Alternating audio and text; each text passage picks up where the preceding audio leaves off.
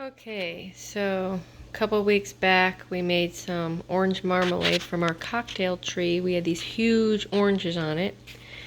So also on our cocktail tree we have lemons.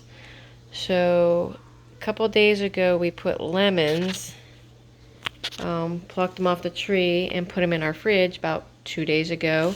We let them soak in some, about half a cup of sugar. There were about four large lemons.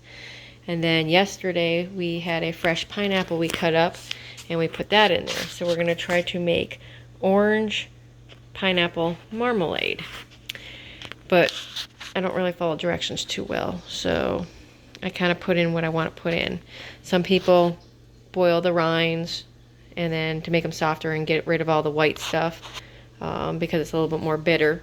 But our lemons seem to be not as bitter, and we soaked them in sugar. As you see, it has processed for 2 days, so all that juice has came out. It's actually kind of one of those tart sweets flavor.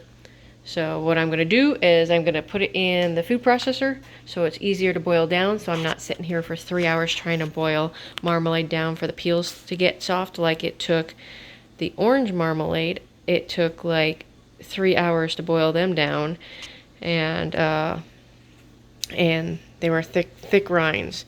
So we're going to do some food processing. Dump it in the pot, boil it in, add some more juice, some water, and probably add a little wine or scotch. Oh yeah, maybe some butterscotch schnapps will probably go good with it. That's what we'll end up doing. So we are going to take some of